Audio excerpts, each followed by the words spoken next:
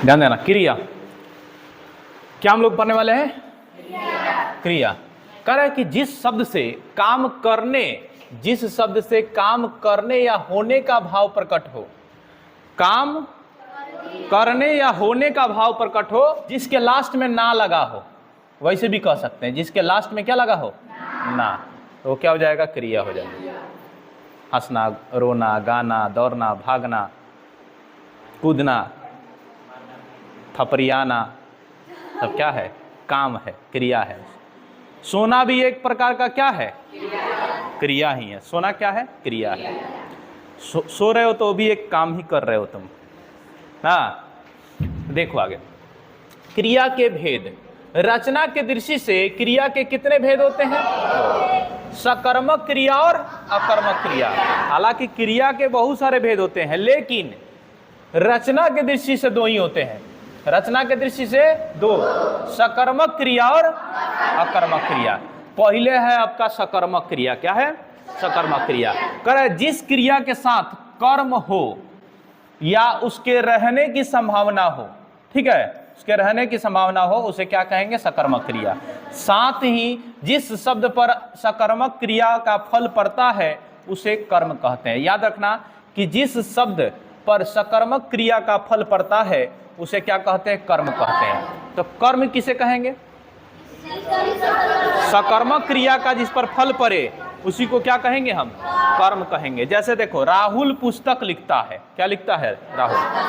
अब जैसे हम यहाँ पर पूछे कि बताओ राहुल क्या लिख रहा है, तब पुस्तक क्या हो गया? कर्म। किस पर फल पड़ रहा है?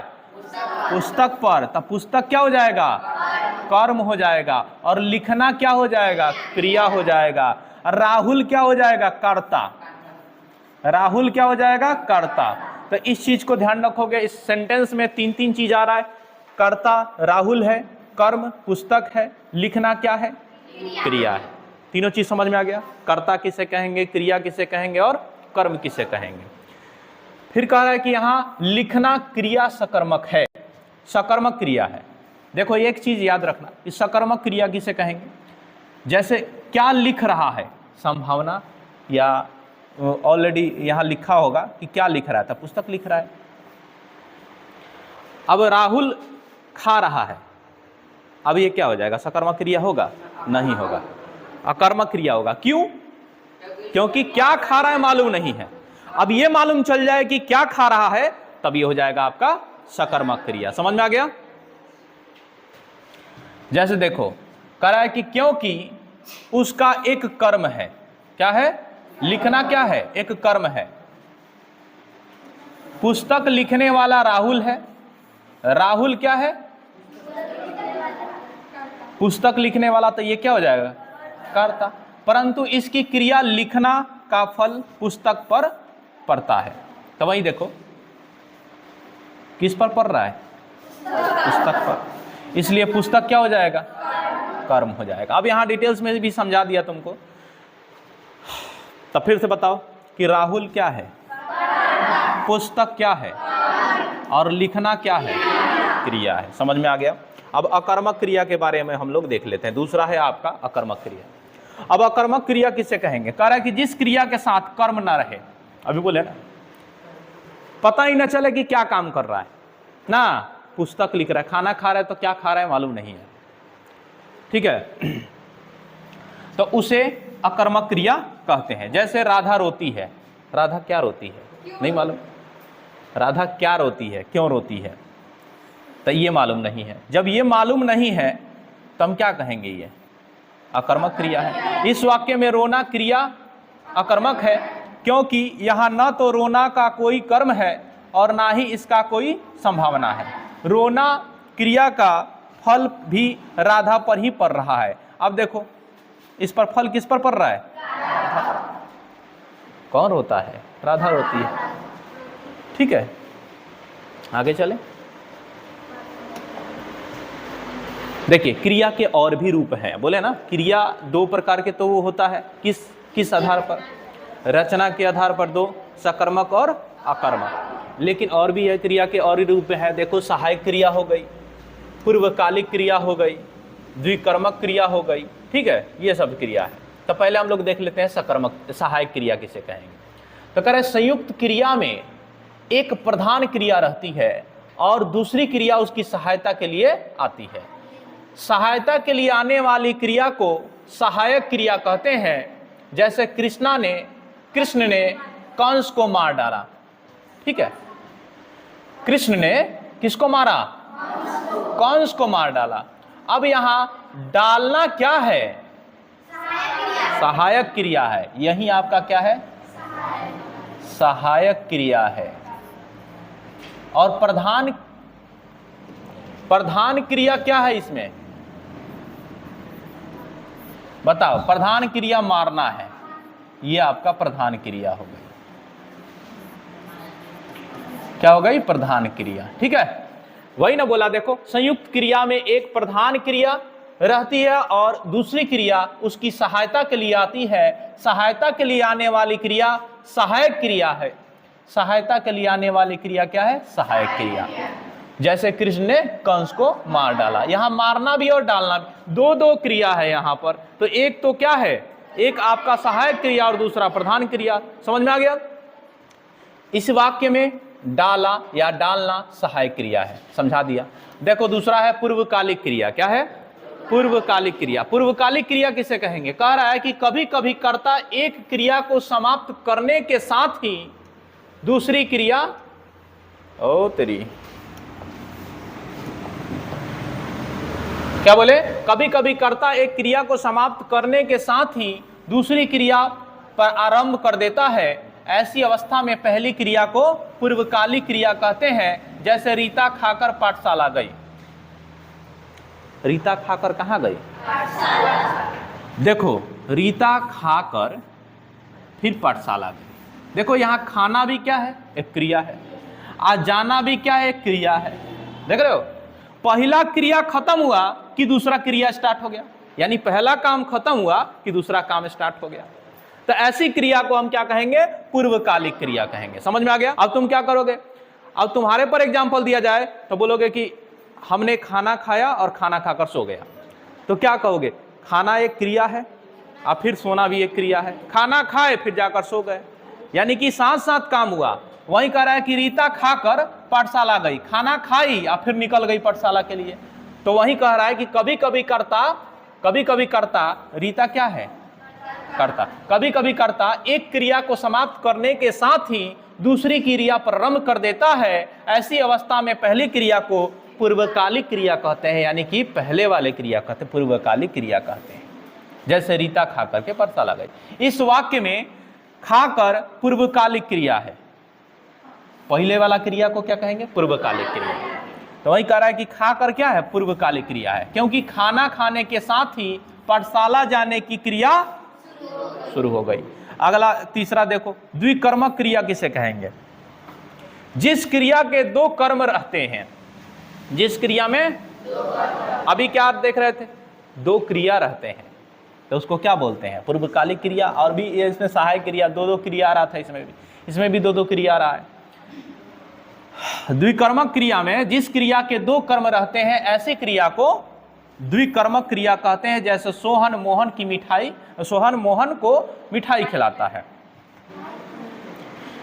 एक खिलाना क्या है? क्रिया है।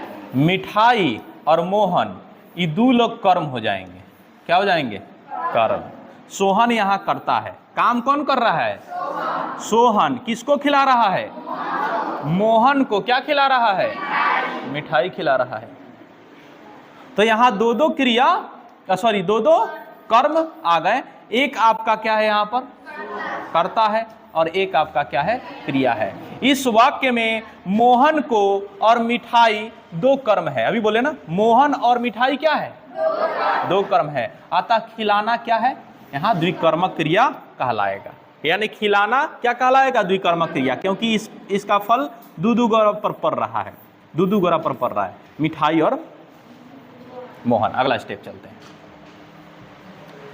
एक और लास्ट है प्रेरणार्थक क्रिया। क्या है? प्रेरणार्थक क्रिया।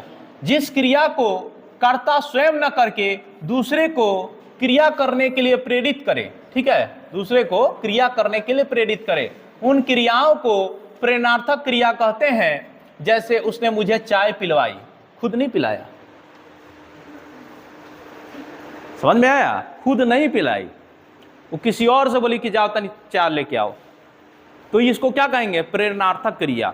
मतलब उसको बोली कि जाओ तनी चाय लेके आओ, मेहमान आए हैं, तनी चाय पिला दो, तो गई चाय लेने, चाय लेकर के आई, तो खुद काम नहीं करता, खुद काम नहीं कर रहा है, किसी और से काम करवा रहा है, तो उसको क्या कहेंगे? प्रेरणार्थक क्रिया। अब जैसे हम अब कोनो को बोल दो कि जाओ तनी गिलास पानी लेके आओ, तो कहेगा हम नहीं जाएंगे तो उसको प्रेरणार्थक क्रिया नहीं कहेंगे, ठीक है? समझ में आया ना?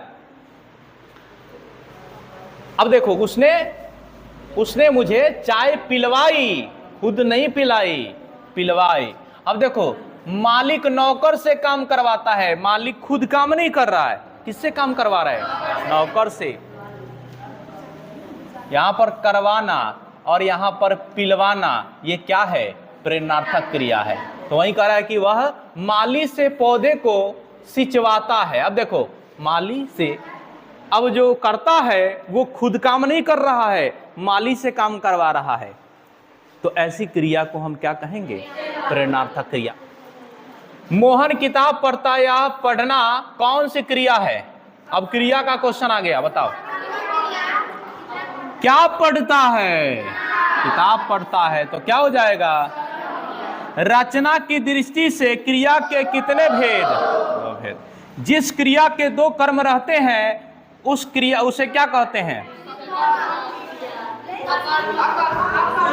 द्विकर्मक क्रिया। जिसमें दो कर्म हो उसको क्या बोलते हैं? द्विकर्मक क्रिया। कहाँ है? नहीं बताए थे द्विकर्मक क्रिया। राकेश मिठाई खाता है, इस वाक्य में कर्म क्या है?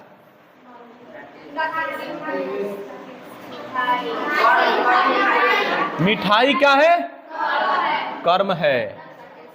कर्ता हो जाएगा राकेशवा, खाता क्या हो जाएगा? क्रिया। समझ गए? तो यहां मिठाई क्या है जी? ये है आपका कर्म, तो आंसर हो जाएगा बी। नेक्स्ट, राधा नाच कर गाना गाई, इस वाक्य में पूर्वकालिक क्रिया कौन है? देखो, पहले वाला क्रिया गाना गाई ना, गाना तो बाद में गाई, पहले क्या की? नाची। जिस क्रिया के साथ कर्म न रहे वह कौन सी क्रिया? कर्मक क्रिया। नेक्स्ट देखो, क्रिया का और एकदम स्पेशल क्वेश्चन है ये। क्रिया के कितने भेद? दो भेद है। गीता प्रतिदिन पढ़कर सोने जाती है, इस वाक्य में पढ़कर किस प्रकार की क्रिया है? क्या है? पूर्वकालिक क्रिया, क्योंकि पहले पढ़ी उसके बाद सोने जाती है, तो पढ़ना क्या हो जाएगा? पूर्वकालिक क्रिया। राम खाता है, कैसी क्रिया है? अकर्मक क्रिया। क्या खाता है? नहीं क्या मालूम, तो क्या हो जाएगा? अकर्मक क्रिया। राम फल खाता, अब आ गया, अब ही हो जाएगा सकर्मक, क्योंकि अच्छा सकर्मक हो जाएगा, हमको लगा अकर्मक हो जाएगा। क्या खाता है? फल खाता है। निम्नलिखित में कौन, निम्नलिखित में प्रेरणार्थक क्रिया कौन है? बताओ। प्रेरणार्थक क्रिया पढ़ना, अब पढ़वाना। पढ़ना का क्या हो जाता है? पढ़वाना, मतलब हम ना पढ़ें, दूसरे से पढ़वाएं। मांगना और मंगवाना, ये भी हो जाएगा प्रेरणार्थक क्रिया। चलना और चलवाना, ये भी प्रेरणार्थक क्रिया है। तो आंसर क्या हो जाएगा? इनमें से सब सही होगा। राम ने रोटी खाई, इस वाक्य में क्रिया किसके अनुसार होगी?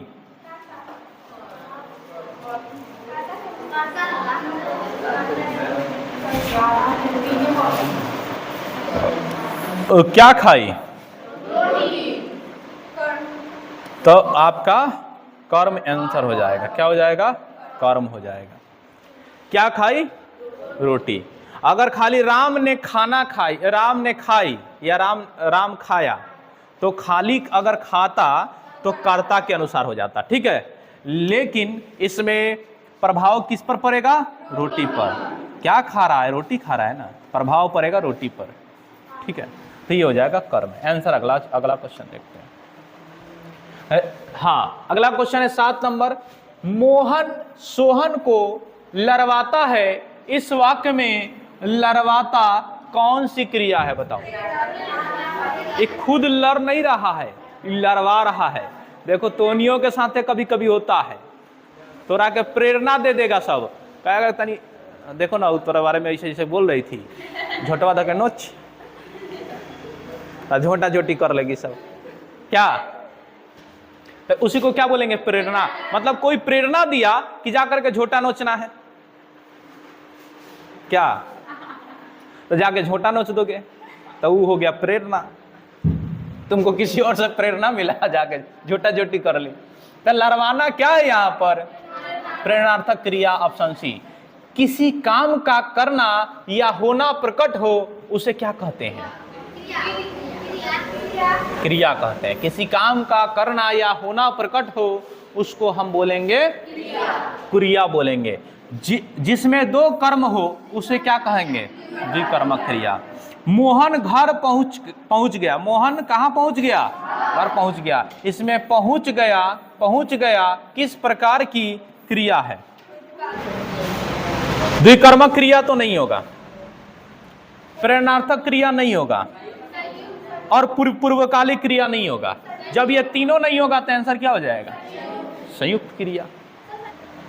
नेक्स्ट लास्ट क्वेश्चन है। नौकर बच्चे को चलवाता है, नौकर बच्चे को चलाता है, वाक्य में चलाता है किस प्रकार की क्रिया होगा, प्रेरणार्थक क्रिया। Option D.